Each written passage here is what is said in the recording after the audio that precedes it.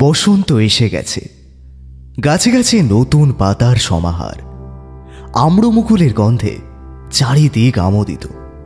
মধুর লোভে ভ্রমরের ব্যস্ত আনাগোনা। সকালের মিঠে রোদ জানলা গলে ঘরের ভেতর এসে পড়েছে। মনোরম প্রভাতে অরূপ জানলার ধারে বসে বাইরে দৃষ্টি মেলে বসেছিল। ঠান্ডা ভাবটা ফুরিয়ে এসেছে, তবে এখনো গরম অসহ্য হয়ে ওঠেনি। অজয় বসে বসে তার ম্যাজিক প্র্যাকটিস করছিল। তারা দুজনে বসেছিল অজয়দের বাড়ির একতলার সদর ঘরে, যেটাকে অজয় নিজের ডিটেকটিভ এজেন্সির অফিস ঘর বানিয়েছে। অফিস বললেও এটা আসলে বৈঠকখানার মতোই সাজানো। কতগুলো সোফার মাঝখানে সেন্টার টেবিল, একটা আলমারি আর টুকিটাকি দরকারি কিছু জিনিসপত্র দিয়ে এই ঘরটা সাজানো হয়েছে।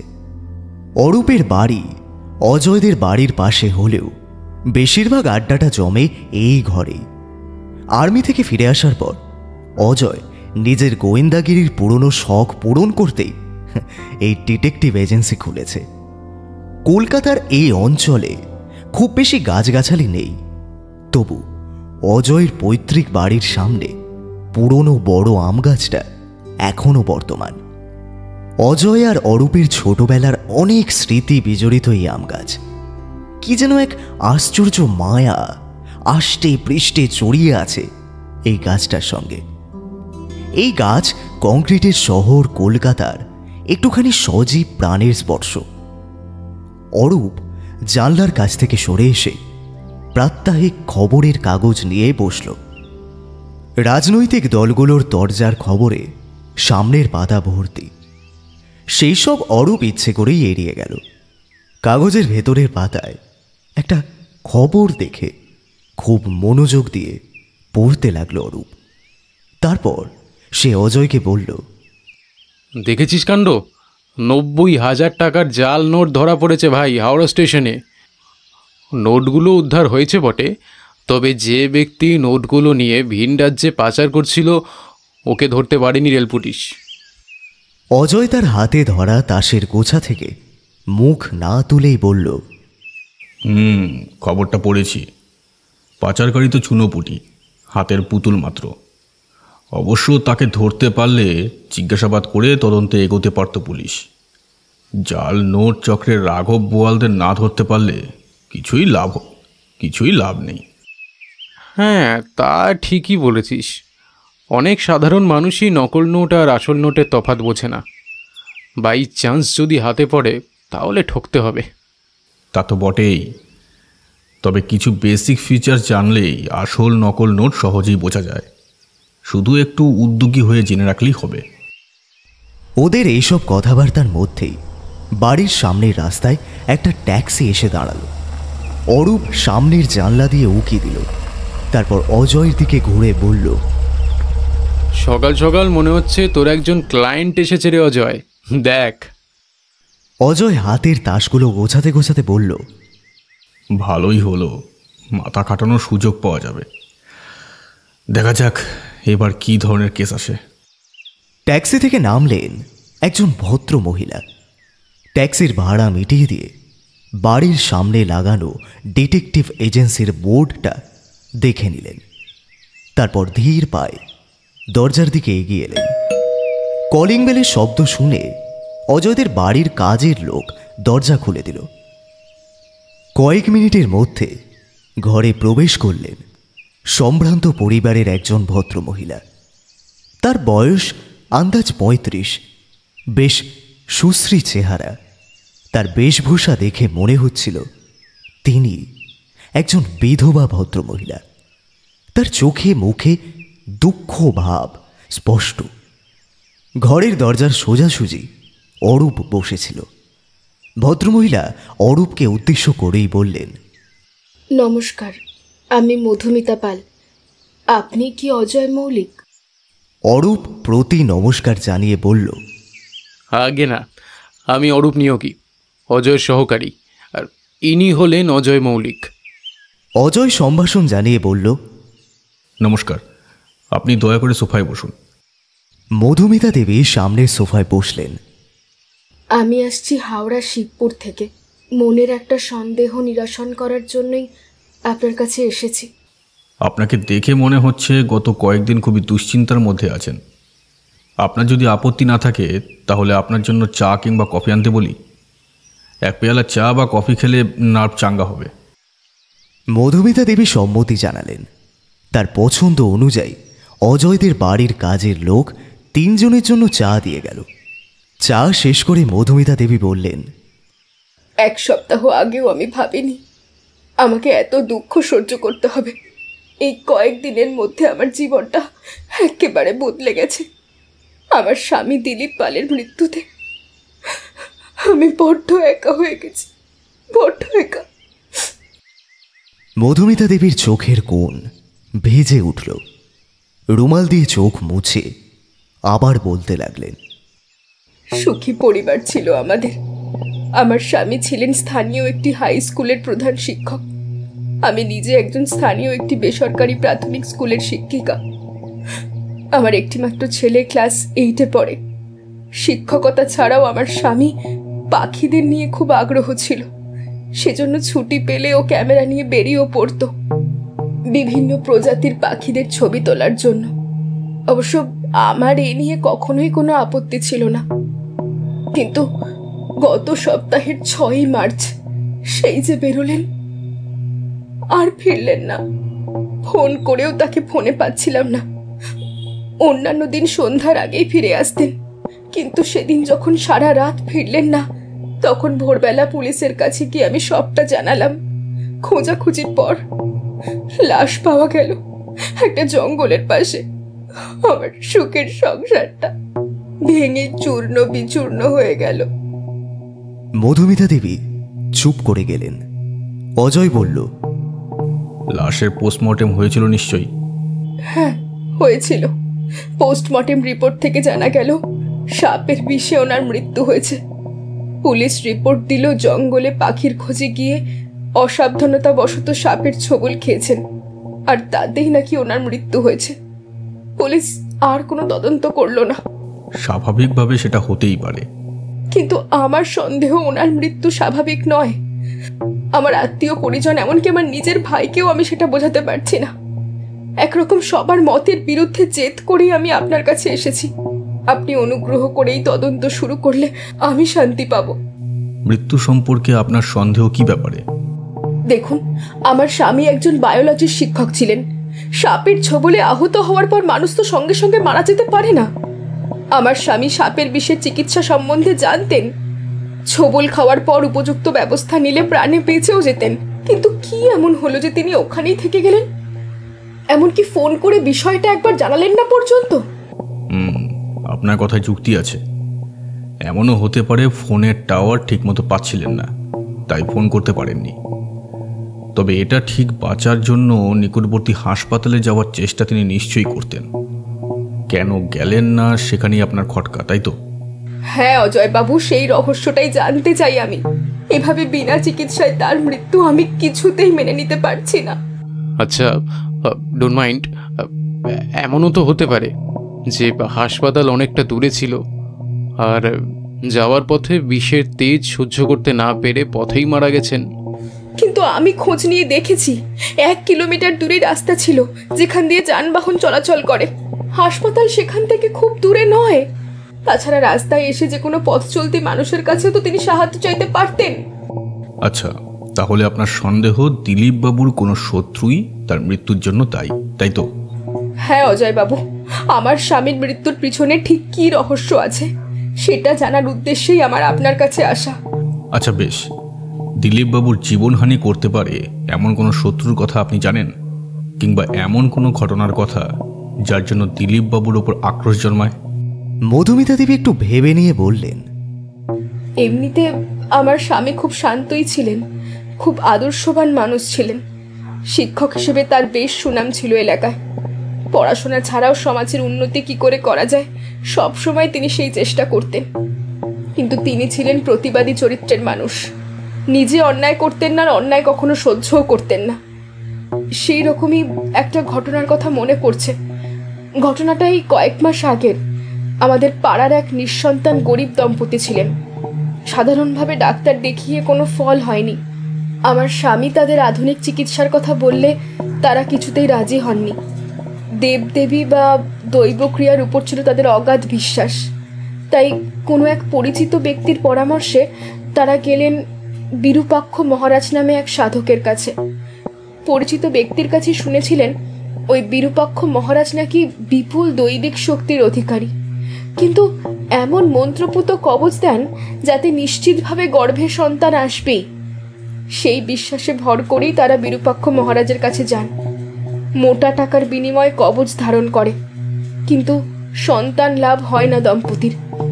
কিছুদিন পর ওনারা আবার যখন তার কাছে যায় তখন নানা অছিলায় আবার টাকার দাবি করে। এই ব্যাপারটা বেশ কয়েকটি দম্পতির সঙ্গেই ঘটেছিল। এই ঘটনাটা শুনে আমার স্বামী খুব রেগে গিয়ে ওই বিরূপাক্ষ মহারাজের কাছে যান। এসব দৈব কবচের নামে বুজরুকি বন্ধ করতে বলেন। ওনার চেলা চামুন্ডার অন্ধ ভক্তরা কিছুতেই তা মানতে রাজি হন না। প্রচণ্ড বাগবিদণ্ডা হয় তাদের সাথে। বিরূপাক্ষর চেলারা হুমকি দেয় যে বেশি বাড়াবাড়ি করলে দেবতার অভিশাপে আমার স্বামীর মৃত্যু হবে। এই ঘটনার পর হুমকি উপেক্ষা করে আমার স্বামী বিরূপাক্ষের ভণ্ডামির বিরুদ্ধে মানুষকে সচেতন করার চেষ্টাও করেন। বুঝেছি। বিরূপাক্ষ মহারাজের ভণ্ডামের মুখোশ খুলতে চাওয়ায় বিরূপাক্ষ মহারাজের শিষ্য বা চেলারা তার ওপর অসন্তুষ্ট ছিলেন। আচ্ছা, আর কারোর সাথে শত্রুতা ছিল? ওই যে বললাম, উনি ছিলেন প্রতিবাদী চরিত্রের। পুকুর ভরাট করে সেই জায়গায় ফ্ল্যাট তৈরির পরিকল্পনা করেছিল প্রমোটার তমাল সেন।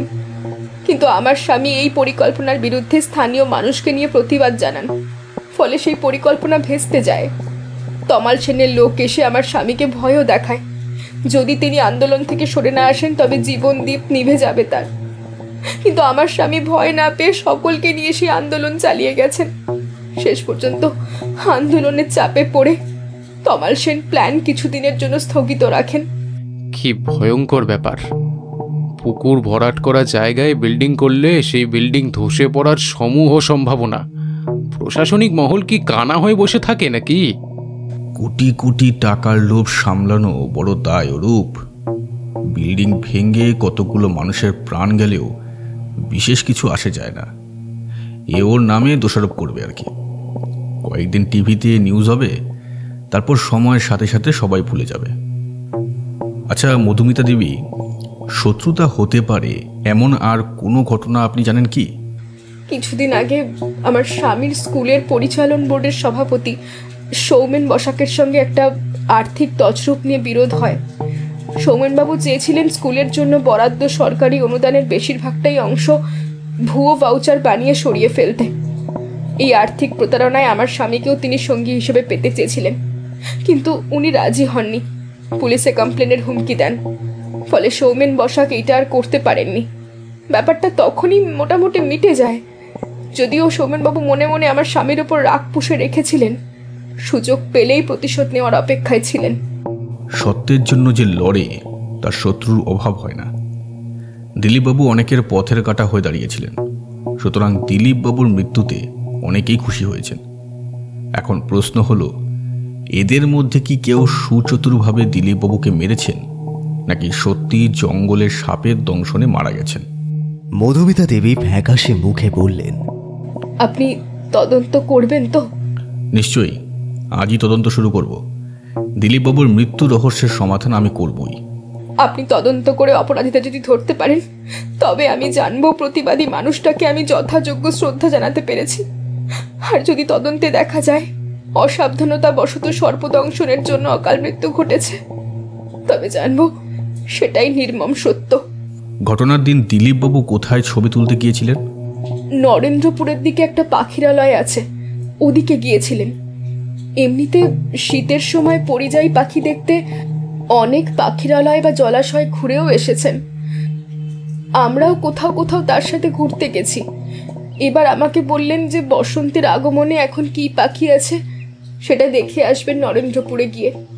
ঠিক কোথায় লাশ পড়েছিল দেখেছিলেন আপনি? হ্যাঁ, খোঁজ পাওয়ার পর আমি আর আমার ভাই ঘটনাস্থলে গিয়েছিলাম। আমাকে ঘটনাস্থলে যেতে হবে, সেক্ষেত্রে জায়গাটা চেনে এমন লোক দরকার। আপনার ভাইয়ের কি সময় হবে আমাদের সঙ্গে যাওয়ার? নিশ্চয়ই যাবে। সে যেতে না চাইলে আমি নিজে যাব আপনাদের নিয়ে। আপনি কখন যেতে চান বলুন? দুপুর নাগাদ বেরোবো আমরা। আপনার ভাইকে আমার মোবাইল নম্বর দিয়ে দেবেন, আমরা স্টেশনে থাকব। আর হ্যাঁ, আপনার বাড়ির ঠিকানা আর কন্ট্যাক্ট নাম্বার আমাদের দিয়ে যাবেন দয়া করে। মধুমিতা পাল ঠিকানা ও ফোন নাম্বার দিলেন, সঙ্গে অগ্রিম কিছু টাকা তদন্তের ফি হিসাবে দিয়ে চলে গেলেন। এতদিন পর অকুস্থলে গিয়ে কি লাভ হবে কোনো? যে কোনো অপরাধের তদন্তের ক্ষেত্রে অপরাধস্থল ভালোভাবে পর্যবেক্ষণ করলে অপরাধ ও অপরাধীর সম্বন্ধে একটা আভাস পাওয়া যায়। আমি সেই জন্যেই সেই জায়গায় যেতে চাইছি। তুই কি নিশ্চিত যে দিলীপবাবুকে অন্য কেউ হত্যা করেছে? সেই রহস্যের কিনারা করতেই তো কেসটা হাতে নিয়েছি ব্রাদার। প্রাথমিকভাবে মধুমিতা দেবী যে পয়েন্টগুলো বললেন সেখানে যুক্তি আছে। এবার দেখা যাক আর কোনো তথ্য পাওয়া যায় কিনা।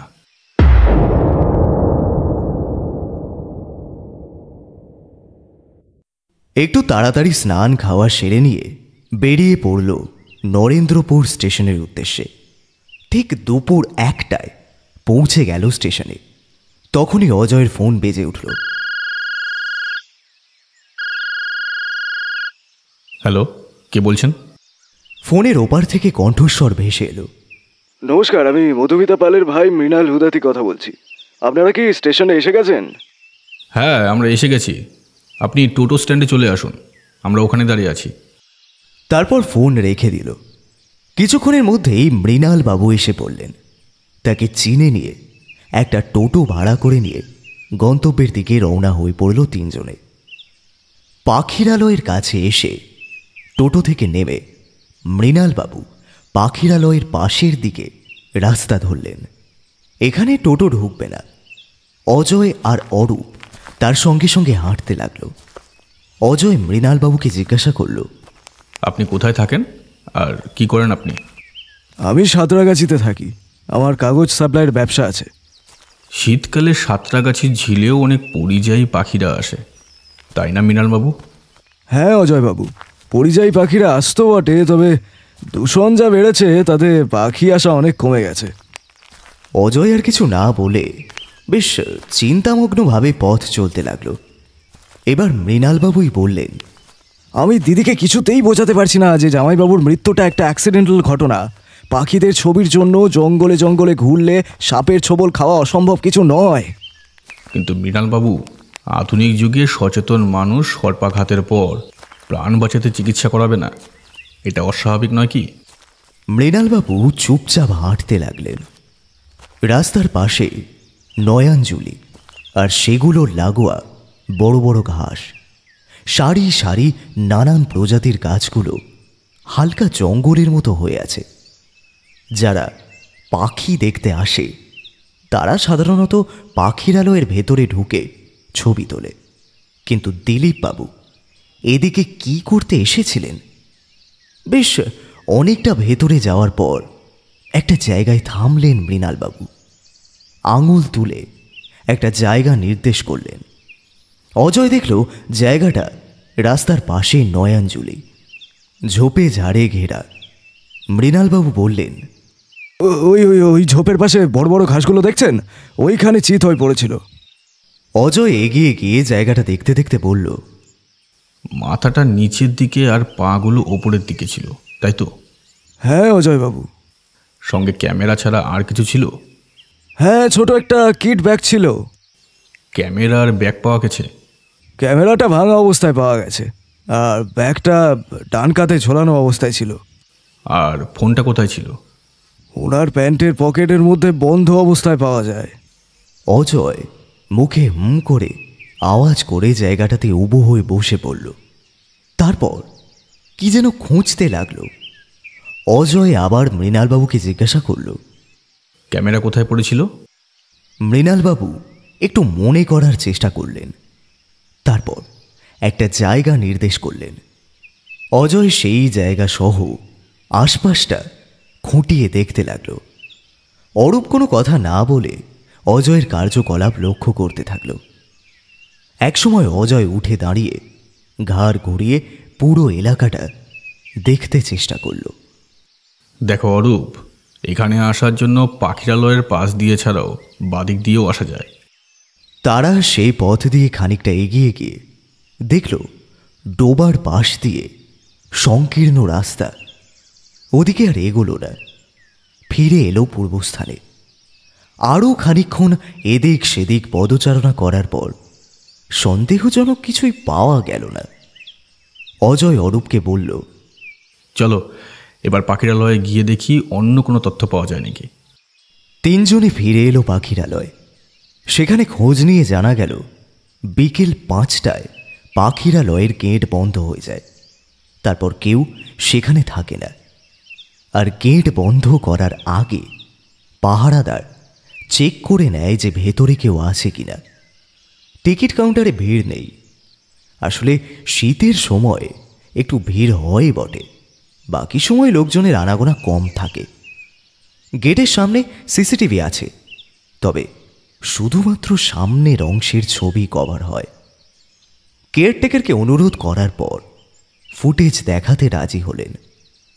ফুটেজ চেক করে দেখা গেল সারাদিন পাখিরালয়ের ভেতরে কাটিয়ে বিকেল 5টার সময় পাশের রাস্তা ধরেছেন দিলীপবাবু। পরদিন সকাল পর্যন্ত ওই রাস্তা ধরে আর কেউ ওদিকে যায়নি।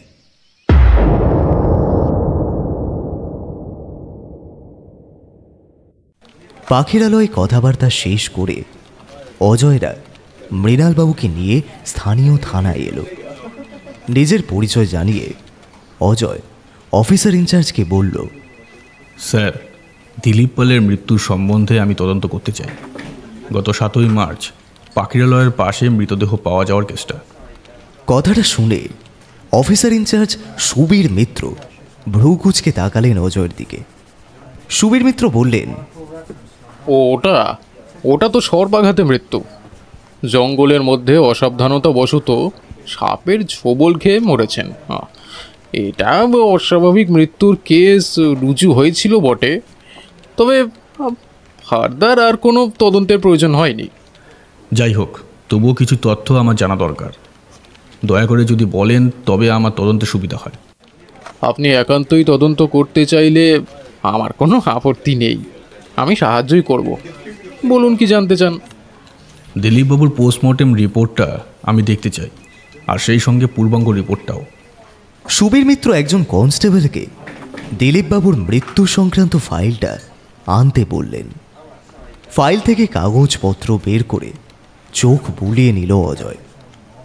মৃতদেহের ছবিগুলো ভালো করে পর্যবেক্ষণ করল।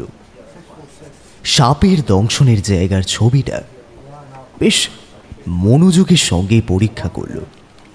তারপর অজয় বলল, আচ্ছা, ঘটনাস্থল থেকে আপনারা দেহ উদ্ধার করেন কখন? 7ই মার্চ সকাল 7টার সময়। পোস্টমর্টেম রিপোর্ট অনুযায়ী গোকরা সাপের বিষে মৃত্যু হয়েছে আগের দিন রাত্রি প্রায় 8টার সময়। সন্ধ্যার পর তো পাখিরা দেখা মেলে না। তাহলে ওই সময় পর্যন্ত কি করছিলেন তিনি, সেই বিষয়ে ভেবে দেখেছেন? যাই করুন, তিনি যে সাপের বিষের জন্যই মারা গেছেন এটা তো রিপোর্টে স্পষ্ট উল্লেখ করা আছে। এখানে আমাদের আর কিচ্ছু করার নেই। ক্যামেরার ওপর অন্য কারোর হাতের ছাপ পেয়েছিলেন কি, কিংবা অকুস্থলের আশেপাশে পায়ের ছাপ? আরে না না, ওসব কিছু পাওয়া যায়নি। আমরা ক্যামেরা আর ব্যাগ ল্যাবে পাঠিয়েছিলাম। দিলীপবাবুর হাতের ছাপ ছাড়া আর কারোর ছাপ পাওয়া যায়নি। তাছাড়া অকুস্থলে ঘাসের ওপরে কারোর পায়ের ছাপও নেই। ক্যামেরাটা হয়তো আছাড় খেয়ে পড়েছিল, তাই কোনায় খানিকটা অংশ ভেঙে গিয়েছিল। ভাঙা অংশটা পেয়েছিলেন?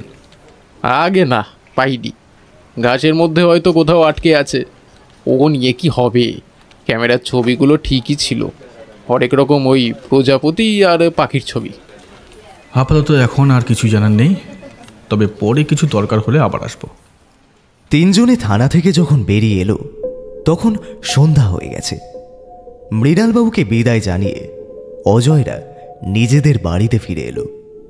পুরো রাস্তায় টুকিটাকি দু একটা কথা ছাড়া অজয় বেশিরভাগ সময় চিন্তামগ্ন রইল। অরূপ জানে অজয় এই সময় পরবর্তী পদক্ষেপ কি হবে সেটাই মনে মনে ভাবছে।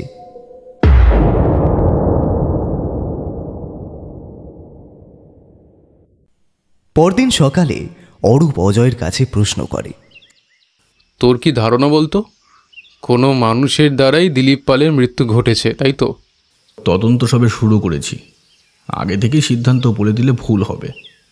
উপযুক্ত তথ্য প্রমাণ পেলে তবে সিদ্ধান্ত জানাবো। আপাতত প্রথমে প্রমোটার তমাল সেনের সঙ্গে আলাপ করে আসি। তার সঙ্গে দেখা করে কি হবে? তিনি যদি অপরাধ করেই থাকেন তবে কি সেটা স্বীকার করবেন বলে মনে হয়? অপরাধী কি সহজে সব কিছু স্বীকার করে? লোকটার সঙ্গে দেখা করে তার মানসিকতা জানতে হবে। আরও অনেক কারণ আছে, তোকে পরে বোঝাবো। এখন চল। অরূপ আর অজয় দুজনে বেরিয়ে পড়ল প্রমোটার তমাল সেনের বাড়ির উদ্দেশ্যে। মধুমিতা দেবীকে ফোন করে ঠিকানা আগেই সংগ্রহ করে রেখেছিল অজয়। সকাল 9টায় দুজনে তমাল সেনের বিশালাকার প্রাসাদ সম বাড়ির সামনে এসে হাজির হল। বাড়ির কাজের লোক ওদের বসার ঘরে বসালো। ঘরের সাজবাহার দেখে সত্যি অবাক হচ্ছিল ওরা। বাড়ির প্রত্যেকটি অংশ সাজানো হয়েছে ভালো রকমের খরচ খরচা করে। কিছুক্ষণ পর তমাল সেন ঘরের ভেতর প্রবেশ করলেন। জিন্স শার্ট পরিহিত মধ্যবয়স্ক ভদ্রলোকের চোখে চশমা, চশমার ফাঁক দিয়ে ধূর্ত চোখ দিয়ে দুজনকে জরিপ করছিল। বেশ ভারী কি চালে তমাল সেন বললেন, নমস্কার, আমি তমাল সেন। বলুন, কোন বিষয়ে কথা বলতে চান? অজয় কোনো রকম পরিচয় না দিয়েই বলল, আপনি জানেন কি দিলীপ পালের মৃত্যু হয়েছে? কে দিলীপ পাল? আর আপনারাই বা কারা? তার মৃত্যুর কথা আমাকে বলছেন কেন? শুনুন মিস্টার সেন, আমি অজয় মল্লিক, প্রাইভেট ইনভেস্টিগেটর। আমি দিলীপ পালের মৃত্যু তদন্তভার নিয়েছি। শিবপুর পুকুর ভরাট করে আপনার ফ্ল্যাট তৈরির পরিকল্পনায় বাধা দিয়েছিলেন যে দিলীপবাবু, তার ঘুষ দিয়ে কিনতে চেয়েছিলেন আপনি তাকে, কিন্তু রাজি না হওয়ায় প্রাণে মারার হুমকি দেন আপনি। কি সব বাজে বকছেন? কে বললো আমি হুমকি দিয়েছি? দেখুন মিস্টার সেন, আমাদের কাছে জেনুইন ইনফরমেশন আছে। আপনি চায়ের দোকানের সামনে দিলীপবাবুকে হুমকি দিয়েছিলেন, সেটা নিশ্চয়ই ভুলে যাননি। আর গত কয়েকদিনের মধ্যেই শিবপুরের থমকে যাওয়া প্রজেক্ট আবার চালু করেছেন, সে খবরও আমার কাছে আছে। ললুয়া কেসের পুনরাবৃত্তি করেছেন নাকি? তমাল সেন এবার একটু থতমত খেয়ে গেলেন। একটু নরমভাবে বললেন, লিলুয়া কেসের কথা কে বললো আপনাকে? তদন্তে যখন নেমেছি তখন একটু আধটু খোঁজ করতে হয় বই কি। আসলে হেডমাস্টার দিলীপ পালে প্রজেক্টটায় বাধা দিয়েছিল বলে প্রথমে তাকে বোঝানোর চেষ্টা করেছিলাম, কিন্তু হেডমাস্টার একগুয়েমি করে আমাকে আটকালো। তাই একটু ভয় দেখিয়েছিলাম, এর বেশি কিছু নয়। শুধু ভয় দেখিয়েছিলেন নাকি সুযোগ পেয়ে পৃথিবী থেকে সরিয়ে দিলেন? দিলীপবাবু আপনার বিরুদ্ধে আন্দোলনের নেতৃত্ব দিয়েছিলেন, তাই তার মৃত্যুতে আপনার পথের কাঁটা সরে গেল। আপনার খুনের মোটিভ কিন্তু খুব স্ট্রং। আপনাকে মনে করিয়ে দিই, সব পুলিশ কিন্তু ঘুষখোর নয়। না না মিস্টার মল্লিক, আমি বিশ্বাস করুন আপনি, আমি জানতাম না যে দিলীপ পাল মারা গেছেন। স্থানীয় ওই প্রশাসনিক মহলে টাকা দিয়ে আমি প্রজেক্টটা শুরু করেছি। তারা বলেছিল যে হেডমাস্টারকে ওরা বুঝিয়ে দেবেন। 6ই মার্চ বিকেলে আপনি কোথায় ছিলেন? তমাল সেন একটু ভেবে নিয়ে বললেন, টরেন্দ্রপুরের দিকে একটা প্রপার্টি কেনার ব্যাপারে গিয়েছিলাম। কখন গিয়েছিলেন আর ফিরেছেন কখন? বেলা 10টায় বেরিয়ে ফিরছিলাম রাত্রি 9টার সময়। সময়টাও মিলে যাচ্ছে। যেখানে গিয়েছিলেন তার ঠিকানা লিখে আমাকে দিন।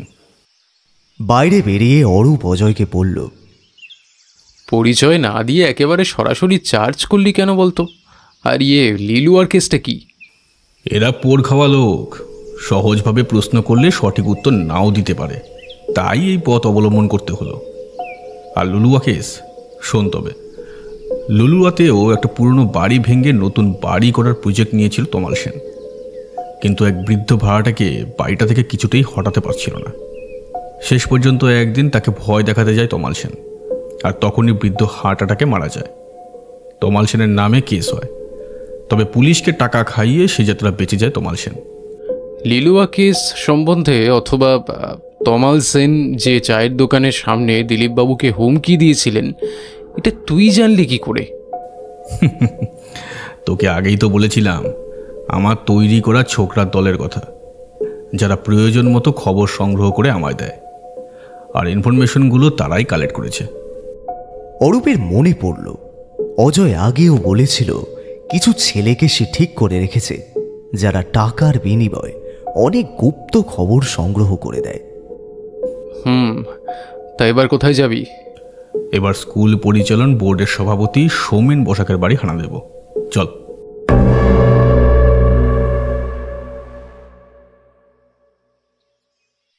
সৌমেন বসাক বাড়িতেই ছিলেন। সৌম দর্শন সৌমেনবাবু সবসময় ফিটফাট থাকতে পছন্দ করেন। সৌমেনবাবুর পরনে ছিল ডিজাইন করা পাঞ্জাবি। শরীর থেকে মিষ্টি একটা সুগন্ধ বাতাসে ছড়িয়ে পড়ছে। বাড়ির বারান্দায় পাতা চেয়ারে বসে কথাবার্তা আরম্ভ হলো। নমস্কার, আমি রহস্যবেদী অজয় মল্লিক, আর ইনি আমার সহকারী অরূপ নিয়োগী। আপনার কাছে এসেছি হেডমাস্টার মশাই দিলীপ বাবুর মৃত্যুর সম্বন্ধে তদন্তের জন্য। তার মৃত্যু তো সাপের কামড়ে হয়েছিল, আবার কিসের তদন্ত? মোটেও তা নয়, ওনাকে হত্যা করা হয়েছে। বলেন কি? হ্যাঁ সৌমেনবাবু, তার হত্যাকারীদের সন্দেহের তালিকায় আপনিও আছেন। কেন কেন? আমি কেন? আমার কি স্বার্থ আছে? লুকিয়ে লাভ নেই সৌমেনবাবু, আপনার কুকীর্তির কথা দিলীপবাবু তার স্ত্রীকে বলেছিলেন। দিলীপবাবুর জন্যই যে আপনি টাকা তছরূপ করতে পারেননি, সেই রাগেই আপনি তাকে সরিয়ে দিয়েছেন। আপনি বলতে চাইছেন আমি সাপ ধরে দিলীপবাবুকে কামড় খাইয়েছি? মোটেও তা নয়। পোস্টমর্টেম অনুযায়ী দিলীপবাবুর শরীরে যে পরিমাণ নাইট্রোটক্সিক বিষ পাওয়া গেছে, একটা কোকড়া সাপের স্বাভাবিক দংশনে এতটা বিষ রক্তে যাওয়া সম্ভব নয়। অর্থাৎ বিষ ইনজেক্ট করে শরীরের মধ্যে প্রবেশ করানো হয়েছে। সাপের দাঁতের দাগগুলি কৃত্রিমভাবে সৃষ্টি করা হয়েছে। সাপের বিষ সহজলভ্য নাকি যে যখন চাইবো তখনই পাবো? চোরাচালানকারীদের সঙ্গে যোগাযোগ থাকলে সবই সম্ভব সৌমেনবাবু। সৌমেনবাবু যেন চমকে উঠলেন। অজয় আবার বলল, গত 6ই মার্চ সারাদিন আপনি কোথায় ছিলেন, দয়া করে একটু বলবেন? ওই সময় আমি সপরিবারে পুরী ঘুরতে গিয়েছিলাম, আপনি খোঁজ নিয়ে দেখতে পারেন। অজয় ভ্রুকুটি করে তাকালো সৌমেনবাবুর দিকে। তারপর আরও কিছু টুকটাক প্রশ্ন করে বেরিয়ে এলো সৌমেনবাবুর কাছ থেকে। বাড়ি ফিরে এসে অজয় গম্ভীর মুখে পায়চারি শুরু করল। মাঝে মাঝেই কোথাও ফোন করে কিছু জানতে চাইছিল। তুই কি কোনো ক্লু পেলি? মিলছে না, অঙ্ক মিলছে না। এটা স্পষ্টভাবে বুঝতে পারছি যে দিলীপবাবু খুন হয়েছেন, কিন্তু মিসিং লিঙ্ক খুঁজে পাচ্ছি না। সৌমেন বসাক বা তমাল সেন, এদের মধ্যে কেউই অপরাধী নয় তাহলে? আমি তমাল সেনকে বলিনি কোথায় খুন হয়েছে, তবুও তিনি নিজেই জানিয়েছেন নরেন্দ্রপুরের দিকে গিয়েছিলেন। আর সৌমেন বসাক সত্যিই পুরীতে ঘুরতে গিয়েছিলেন। যদি ভাড়াটে গুন্ডা দিয়ে খুন করায়? সেক্ষেত্রেও কেউ ছাড় পাবে না ওরূপ, কোনো না কোনো সূত্র অপরাধী ছেড়ে যাবেই। বাকি রইল বিরূপাক্ষ মহারাজ, তাকে কিভাবে জেরা করবি? দেখ ওরূপ, সন্দেহভাজন ব্যক্তিদের জেরা করার উদ্দেশ্য হলো তাদের বক্তব্যগুলো শুনে এই তদন্তের গতিপথ ঠিক করা। তাদের কথাতেই মনোভাব সম্পর্কে কিছুটা ধারণা করা যাবে। তাহলে বিকেলের দিকে বিরূপাক্ষ মহারাজের কাছে যাবি, তাই তো? অজয় ঘাড় নেড়ে জানালো, আজ নয়, কাল বিকেলে যাব। তার মধ্যে কতগুলো কাজ আমায় সেরে রাখতে হবে।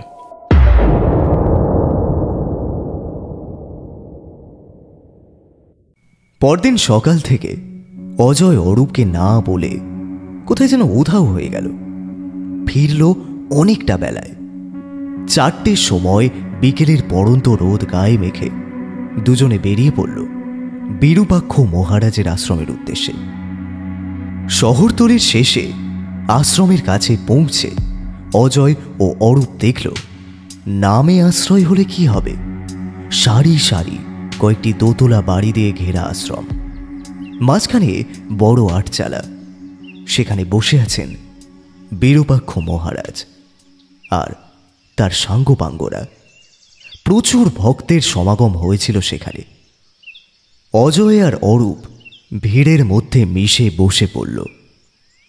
নানান জায়গা থেকে বিভিন্ন মানুষ বিভিন্ন সমস্যা নিয়ে এসেছেন। বিরূপাক্ষ মহারাজের পরনে রক্তাম্বর, এক মুখ তাঁরই গোঁফ। একটা উঁচু আসনে তিনি বসেছিলেন। কোনো কোনো ধনী ব্যক্তি ভাগ্যদোষ কাটানোর জন্য প্রচুর অর্থের বিনিময়ে মাদুলি গ্রহণ করছেন। একজন মহিলা তার ছোট একটি ছেলের শারীরিক অসুস্থতা নিরাময়ের জন্য বিরূপাক্ষ মহারাজের সামনে নিয়ে গেল। সমস্ত কিছু দেখে বিরূপাক্ষ মহারাজ এক শিষ্যকে জলপোড়া খাইয়ে দিয়ে বিশেষ মাদুলি দিতে বললেন। সেই শিষ্য জলপোড়া আর মাদুলি দিয়ে টাকা দাবি করল। যথারীতি মহিলাটি টাকা দিতে গেল। এতক্ষণ অজয় সব কিছু দেখছিল। এবার এইসব কুসংস্কার সহ্য করতে না পেরে অজয় উঠে গিয়ে মহিলাটিকে বলল, আপনি আপনার ছেলেকে ডাক্তারের কাছে নিয়ে যান। বিজ্ঞানের যুগে এসব জল পোড়া তেল পোড়ায় ভরসা রাখবেন না। আপনি জানেন না তাই একথা বলছেন। গুরুজির আশীর্বাদে আমার সন্তান সুস্থ হয়ে উঠবে। ডাক্তার কিংবা হাসপাতাল কোনো কিছুর হাঙ্গামা করতে হবে না। বিরূপাক্ষ মহারাজের একজন চেলা এসে অজয়কে ঠেলে বলতে লাগলো, এই কে রে তুই? এখানে মানুষকে ভুল বোঝাতে এসছিস কেন? অজয় তখন রুদ্র মূর্তি ধারণ করেছে, সৈনিকের পুরনো মেজাজে ফিরে এসেছে। আমি হলাম প্রাইভেট ইনভেস্টিগেটর অজয় মল্লিক। ভুল বোঝাতে নয়, এসেছি ভুল ভাঙাতে। বিরূপাক্ষে সেই চেলাটি আক্রমণ করতে আসতেই অজয় জুডোর প্যাচে এক মুহূর্তে সেই চেলাটিকে মাটিতে ধরাশায়ী করল। বাকি চেলাগুলো অজয়কে ঘিরে ফেলল। কিছুক্ষণের জন্য মনে হলো এটা সাধু সন্তদের আশ্রম নয়, যেন কুস্তির আখড়া। অরূপ জানে এক্স আর্মি ম্যান অজয় মৌলিকে কাবু করা এই 5 জন চেলা বা শিষ্যদের সাধ্যে কুলাবে না। বাস্তবে হলোও তাই। অজয়ের হাতে মার খেয়ে 5 জন 5 দিকে ছিটকে পড়ল। ভক্তরা ভয়ে একদিকে সিটিয়ে দাঁড়িয়ে রইল। অরূপ অজয়কে সাহায্য করতে এগিয়ে গেল। বিরূপাক্ষ মহারাজ রাগে গড়গড় করতে করতে বলল, তোর এত বড় সাহস, তুই আমার শিষ্যদের গায়ে হাত তুলিস? মূর্খ, ভণ্ডামির জায়গা পাওনি না? মানুষের বিশ্বাস নিয়ে ছেলেখেলা করতে লজ্জা লাগে না? দিলীপ পালও আমার বিরুদ্ধে কুৎসা রটিয়েছিল, তার পরিণাম সে হাতে নাতে পেয়েছে। তুইও পাবি, ভগবান তোকে। কথা শেষ হলো না মহারাজের। অজয় গিয়ে এলো পাথারি চড়থাপ্পড় মারতে লাগল। মারের চোটে বিরূপাক্ষ মহারাজ কেঁদে ফেললেন। বিরূপাক্ষ তার চেলাগুলোর দিকে তাকিয়ে দেখল, কিন্তু উঠে সাহায্য করতে কেউ পারল না। ভক্তদের মধ্যে কেউ সাহস করে এগিয়ে এলো না। অভিশাপ দিবি? তোর মতো ভণ্ড সাধক মানুষের ভালো না করে শুধু ক্ষতি করে। ঘুষি মেরে তো দাঁত কপাটি ভেঙে দেব। এবার বল, দিলীপ পালের হত্যা কিভাবে করলি? আমি তাকে মারিনি, আমার ব্যবসার ক্ষতি হচ্ছিল বলে শুধু ভয় দেখিয়েছিলাম। দিলীপ পালের মৃত্যুর খবর মাত্র 2 দিন আগে পেয়েছি। 6ই মার্চ কোথায় ছিলে? নরেন্দ্রপুর। অজয় এবার সদা আর গদার দিকে এগিয়ে গিয়ে বলল, ভালো চাস তো সত্যি কথা বলবি। তোরা সেই ভক্তের বাড়ি থেকে কখন ফিরেছিস? সন্ধ্যা 6টার মধ্যেই আশ্রমে ফিরে এসেছিলাম আমরা। অজয় বিরূপাক্ষ মহারাজকে বলল, আপাতত আমি যাচ্ছি, দরকার হলে আবার আসবো পুলিশ নিয়ে। আর হ্যাঁ, এসব বুজরুকি কিংবা টাকার লোভ ছেড়ে মানুষকে সঠিক পথ দেখাও, না হলে তোমার খারাপ দিন আসছে, বুঝলে? এতক্ষণ যেন নাটক চলছিল। কেউ ভাবতেও পারেনি বিরূপাক্ষ মহারাজকে ওভাবে কেউ মারতে পারে। নাটকীয়ভাবে অরূপ আর অজয় আশ্রম ছেড়ে বেরিয়ে আসে। বাড়িতে এসে অরূপ অজয়কে বলে, আচ্ছা, যদি বিরূপাক্ষ মহারাজ পুলিশে আমাদের নামে কমপ্লেন করে? করবে না, ও বুঝে গেছে প্রতিপক্ষ কতটা শক্তিশালী। পুলিশে কিচ্ছু করতে পারবে না। গর্হিত কাজগুলোর জন্য ভণ্ডগুলোর মার খাওয়াটা পাওনা ছিল। এবার পরবর্তী পদক্ষেপটা কি? সন্দেহভাজন সকলের সঙ্গেই তো কথা বলা হলো, সকলেই তো অকুস্থলে অনুপস্থিত ছিল। অকাট্য প্রমাণ জোগাড় করা খুব মুশকিল। কাল সকালে একবার শিবপুর যাব, দেখি সেখানে কোনো যোগসূত্র পাওয়া যায় কিনা।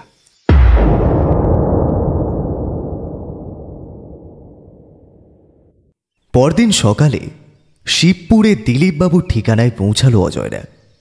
দিলীপ পালের বাড়িটা দোতলা, নতুন রং করার পর বেশ সুন্দর দেখাচ্ছিল। বেল বাজানোর পর মধুমিতা দেবী নিজে দরজা খুলে দিলেন। তার মুখটা খুব শুকনো দেখাচ্ছিল। মধুমিতা দেবী, দিলীপবাবু স্টাডি রুমটা একবার দেখব। চলুন। মধুমিতা দেবী ওদেরকে দোতলার স্টাডি রুমে নিয়ে গেলেন। স্টাডি রুমে ঢুকে অরূপ অবাক দৃষ্টিতে চারিদিকে দেখতে লাগল। দেশি বিদেশি পাখিদের ছবিগুলো এনলার্জ করে বাঁধিয়ে দেওয়ালে টাঙানো আছে। টিয়া, মাছরাঙা, চড়াই, তিতির, ছাতারে, টুনটুনি থেকে শুরু করে বিদেশি পাখি, red crested pochard, northern pintail, ruff, Eurasian teal, purple moorhen, black tail godwit ইত্যাদি পাখির ছবিতে ভর্তি। একটা এসডি কার্ড শুধু বিভিন্ন পাখিদের রকমারি আওয়াজে ভর্তি। অজয় টেবিলে রাখা বইগুলো নেড়েচেড়ে দেখছিল। পাখি সংক্রান্ত প্রচুর বই। হঠাৎ টেবিলে একটা ডায়েরি নজর পড়ল। অজয় ডায়েরিটা তুলে নিয়ে দেখতে লাগল। অজয় মধুমিতা দেবীকে জিজ্ঞাসা করল, আচ্ছা, আপনি কি জানেন দিলীপবাবু কাউকে টাকা ধার দিয়েছিলেন কিনা? না তো, কাউকে টাকা ধার দেননি। ধার দিলে আমাকে অন্তত জানাতেন। অজয় এই বিষয়ে আর কোনো কথা বলল না। দিলীপবাবুর ছেলে রাকেশ বলল, বাবা ভালো ছবি তুললেই আমাকে হোয়াটসঅ্যাপের মাধ্যমে পাঠাতো, কিন্তু শেষ যেদিন ছবি তুলতে গিয়েছিল সেদিন দুপুরে আমাকে একটা কাকের ছবি পাঠিয়েছিল। কাকের ছবি? এত পাখি থাকতে কাক? কই দেখি ছবিটা। রাকেশ ফোন থেকে ছবিটা বের করল। অরূপ, অজয় দুজনেই ঝুঁকে পড়ে ছবিটা দেখতে লাগল। ছবিতে একটা কাক বিরিয়ানির প্যাকেট থেকে মাংসের হাড় বের করে খাচ্ছে। 6 মার্চের আগের রবিবারও ওখানেই গিয়েছিলেন। এসে গল্পও করেছিলেন যে গ্রিন বি ইটার নামের একটা পাখির পেছনে ছুটতে ছুটতে পাখিরালয়ের বাইরেও চলে গিয়েছিলেন। ভালো রকমই হয়রানি হতে হয়েছে। শেষ পর্যন্ত পাখিটার ছবিও তুলতে পারেননি। রসিকতা করে আবার বলেও ছিলেন হতাশ হয়ে ফিরে আসতে আসতে কাক বিরিয়ানির ছবি তুলে এনেছেন। তখন রাকেশকে পাঠানো ওই ছবিটা দেখিয়েছিলেন। প্রিয় পাখিদের টানেই শেষবার গেলেন, আর ফিরলেন না। দিলীপবাবু সহকর্মীদের সঙ্গে কথা বলবো। ওনাদের ফোন নম্বর যদি থাকে আমায় দেবেন। স্কুলে গেলে হয়তো দেখা হবে, কিন্তু সেখানে আমি যেতে চাইছি না।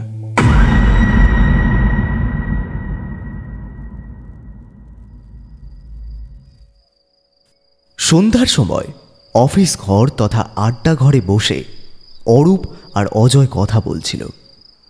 সন্দেহের তালিকায় আরেকজনের নাম যোগ হলো। কার নাম? মৃণালবাবুর নাম। এই কিসের ভিত্তিতে এ কথা বলছিস জানতে পারি কি? দিলীপবাবুর ডায়েরিতে মৃণালবাবুর নামে 5 লক্ষ টাকা ধার দেওয়ার কথা লেখা আছে। টাকা যাতে শোধ দিতে না হয় তার জন্য মৃণালবাবু নিজের জামাইকে সরিয়ে দেবে, এটা মানা যায়? দেখ, সন্দেহটা তদন্তের অঙ্গ মাত্র। সঠিক কিনা পরখ করে দেখতে হয়। আমার আরেকটা সন্দেহ আছে। আমার মনে হয় অন্য জায়গায় খুন করে লাশটা ওখানে ফেলা হয়েছে। কাল সকালে খুনের জায়গায় যেতে হবে। দিলীপবাবু পাখির খোঁজে জঙ্গলে গিয়েছিলেন সেটা হতে পারে, কিন্তু সন্ধ্যার পর অতক্ষণ সেখানে থাকলেন কেন? দিলীপবাবু তার ছেলেকে কাকের ছবি পাঠালো কেন? অজয় যেন হঠাৎ চমকে উঠল। তারপর মধুমিতা দেবীকে ফোন করে বলল বিরিয়ানি খাওয়া কাকের ছবিটা পাঠাতে। ফোন রেখে অজয় বলল, নিশ্চয়ই কিছু একটা গুরুত্ব তো আছে ছবিটার। ভালো করে দেখতে হবে, বুঝলি? তাছাড়া ওই জায়গায় বিরিয়ানির প্যাকেট আসাটা অসম্ভব না হলেও সন্দেহজনক। ছবিটি আসার পর মোবাইলে ভালো করে দেখতে দেখতে অজয় উত্তেজিত হয়ে পড়ল।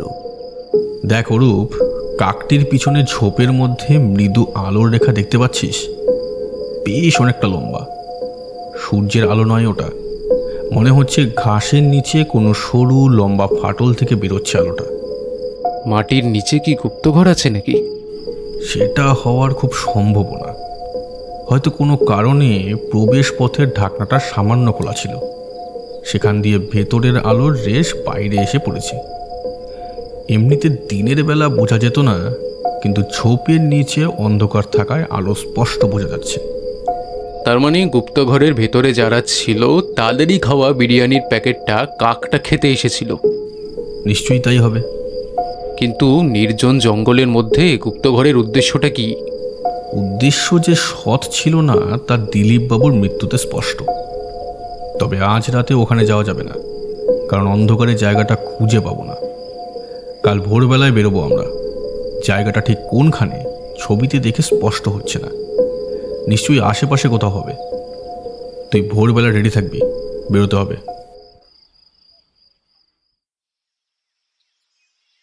পরদিন ভোরবেলা যখন ওরা দুজনে পাখিরালয়ের পাশের রাস্তায় পৌঁছালো, তখন সবে সূর্যদেব তার লাল আলো ছড়াতে শুরু করেছেন।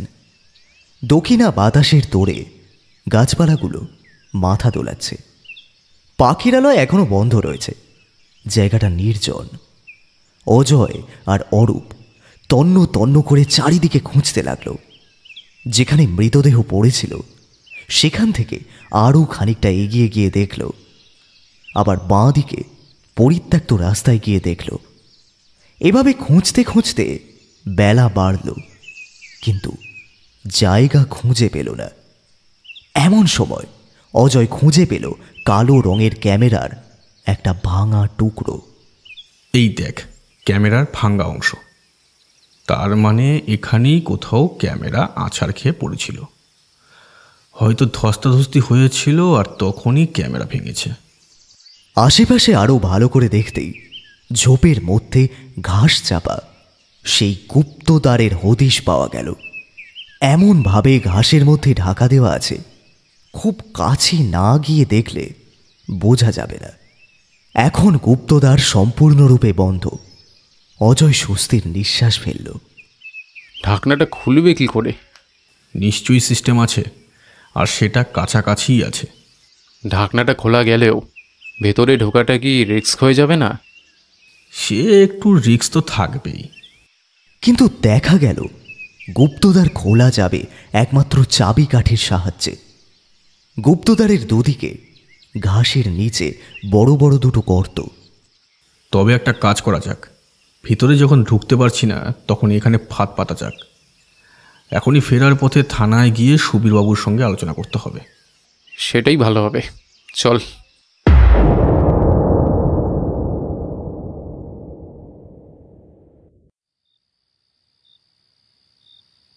আধার রাত, জমাট অন্ধকার এতটাই যেন মনে হয় হাঁটতে গিয়ে ঠোক্কর লাগবে।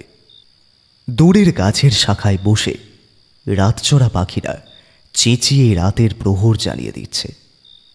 দুর্ভেদ্য অন্ধকার সরিয়ে ঘাসের ওপর দিয়ে হেঁটে চলেছে দুটো ছায়ামূর্তি। হাতের পেন্সিল টর্চের আলো কালো অন্ধকারে সাদা বৃত্ত তৈরি করেছে। নিশ্চিন্ত মনে এগিয়ে চলেছে নিজেদের গন্তব্যের উদ্দেশ্যে। প্রথম মূর্তি বলছে, লোকটা স্বীকার করেছিল সেদিন দুপুরে গুপ্তকক্ষে না ঢুকলে লোকটা কিছুতেই টের পেত না গোপন আস্তানার কথাটা। বিরিয়ানির প্যাকেটটা নিশ্চয়ই ভজন ফেলেছিল ওখানে। ওটা ফেলবার পর লিভার ঘুরিয়ে ভালো করে ঢাকনাটা আটেনি মনে হয়। ফাঁক ছিল নিশ্চয়ই, আর সেটা দেখে লোকটা সন্দেহ করেছিল। তাই সেদিন লোকটা সন্ধ্যার পর গুপ্তদ্বারের কাছে ঘুরঘুর করছিল। আরে সেই জন্যই তো মারতে হলো শালাকে। মালিক ভজন আর নেপাল ভেতরে ঢুকতেই লোকটা গুপ্তদ্বারের কাছে গিয়ে কিছু লক্ষ্য করছিল। ভাগ্যিস সে সময় আমি এসে পড়ছিলাম, তাই তো ধরে ফেলেছি। না হলে পালিয়ে গিয়ে পুলিশকে জানিয়ে দিত সবটা, আমাদের সব কাজ বন্ডুল হয়ে যেত। আর লোকটার মৃত্যুতে পুলিশ কোনো সন্দেহ করেনি, জঙ্গলের মধ্যে সাপে কাটা মৃত্যু হিসেবে ধরেছে। হ্যাঁ হ্যাঁ, তাই তো রোগকে। এখন তাড়াতাড়ি চলো, অনেক মাল প্যাকিং করতে হবে। ছায়ামূর্তি দুটো গুপ্তদ্বারের কাছে এসে দাঁড়ালো। ঘাসে ঢাকা ঢাকনার চাবি খোলাই ছিল। ঢাকনা তুলে নামতে তৈরি হতেই গাছের আড়াল থেকে অন্য দুটো ছায়ামূর্তি ঝাঁপিয়ে পড়ল প্রথম দুটো ছায়ামূর্তির ওপর। তারপর খানিকক্ষণ ছটাপটির শব্দ। দুটো ছায়ামূর্তি মাটিতে পড়ে রইল, আর বাকি দুটো ছায়ামূর্তি উঠে দাঁড়াতেই টর্চের আলো তাদের ওপর পড়ল। এ কি, এরা যে অজয় আর অরূপ। টর্চের আলো উঠে আসছে গুপ্ত কক্ষের ভেতর থেকে। একটা গম্ভীর কণ্ঠে কেউ বলে উঠল, বেশি চালাকি করার চেষ্টা করবি না, না তো মাথার খুলি উড়িয়ে দেব। চুপচাপ আমাদের সাথে চল।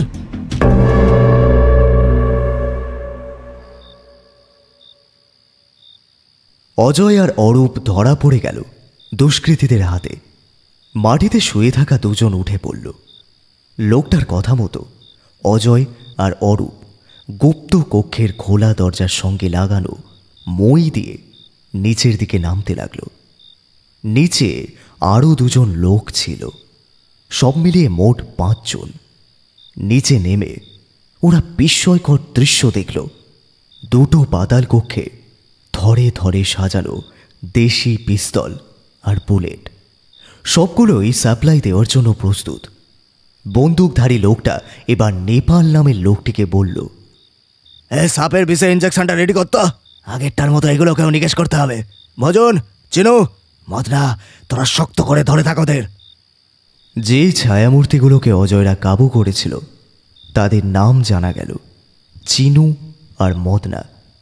তাদের মুখে এখন শয়তানি হাসি। মালিক, এখান থেকে ডেরা সরাতে হবে। মনে হচ্ছে আরও কেউ খবর জেনে গেছে। এরা কারা, কি করতে এসেছিল এখানে? মালিক নামে যাকে সম্বোধন করা হচ্ছিল তার মোটা গোঁফ, গায়ের রং কুচকুচে কালো। গম্ভীর কণ্ঠে সে বলল, তাই তো দেখছি রে, গুপ্ত রহস্য জেনেছে যখন মৃত্যু অবশ্যম্ভাবী। এবার এদের লাশগুলো নদীতে ফেলে আসবি, যেন মনে হবে বাড়ির লোক সাপে কাটা মৃতদেহ কলা গাছের ভেলায় ভাসিয়ে দিয়েছিল। আগের লাশটা কাছাকাছি ফেলে ভুল হয়েছে, সে ভুল আর যেন দ্বিতীয়বার না হয়। অজয়দের জোর শুইয়ে দেওয়া হলো। চিনু আর মদনা অজয়কে ধরেছিল, ভজন ধরে রেখেছিল অরূপকে। মালিক নামের লোকটি ওদের দিকে এখনও বন্দুক ধরে আছে। ওদের অসহায় অবস্থা। নেপাল নামের লোকটি ইঞ্জেকশন সিরিঞ্জ ভর্তি করে গুটি গুটি পায়ে এগিয়ে যাচ্ছে অজয়ের দিকে। ঠিক সেই মুহূর্তে অজয় অদ্ভুত কায়দায় পাক খেয়ে নিজেকে ছাড়িয়ে নিল। চোখের নিমিষে একটা লাথি মারল চিনুর থুতনিতে। অজয়ের হাতে উঠে এসেছে একটা ছুরি, সেটা ছুঁড়ে দিল মালিকের দিকে। অরূপ লাফিয়ে উঠে ভজনকে ঠেলে দিল নেপালের দিকে। নেপালের হাতের সিরিঞ্জ ছিল, টাল সামলাতে না পেরে সিরিঞ্জ সমেত হাতটা ভজনের গায়ে গিয়ে পড়তেই ইঞ্জেকশন গেঁথে গেল ভজনের গায়ে। ধুম শব্দে একটা বন্দুকের গুলি এসে লাগলো অজয়ের ধরা মদনার হাতে। ছুরি গায়ে লাগে অজয়কে লক্ষ্য করে। মালিকের চালানো গুলি দিকভ্রষ্ট হয়ে মদনার গায়ে লেগেছে। পর মুহূর্তে আবার একটা দ্রুম শব্দ, গুলি এসে লেগেছে মালিকের বাহুতে। বাকিরা সতর্ক হওয়ার আগে পুলিশ ফোর্স ঢুকে পড়ল সেখানে। সবাই ধরা পড়ল পুলিশের হাতে। দলবল সমেত সুবীরবাবু এসে গেছেন যথাসময়। আহত অপরাধীদের হাসপাতালে নিয়ে চলে গেল কয়েকজন পুলিশের লোক। পাতাল কক্ষগুলো তল্লাশি করে উদ্ধার হলো দেশি বন্দুক, বুলেট ভান্ডার, আর পাওয়া গেল কোটি টাকার সাপের বিষ। পুলিশ অফিসার সুবীর মিত্র অজয়কে বললেন, অসংখ্য ধন্যবাদ অজয় বাবু, আপনি নির্ভীক সৈনিকের উপযুক্ত কাজ করেছেন। না, আপনার বুদ্ধি আর সাহসের জন্য দিলীপবাবুর মৃত্যু রহস্য যেমন ফাঁস হলো, তেমন এই পাচার চক্র ধরা পড়ল। অরূপবাবু, আপনাকেও অবশ্যই ধন্যবাদ। আপনাকেও ধন্যবাদ জানাই ঠিক সময়ে উপস্থিত হওয়ার জন্য। আশা করি অপরাধীরা খুনের কথা স্বীকার করে নেবে।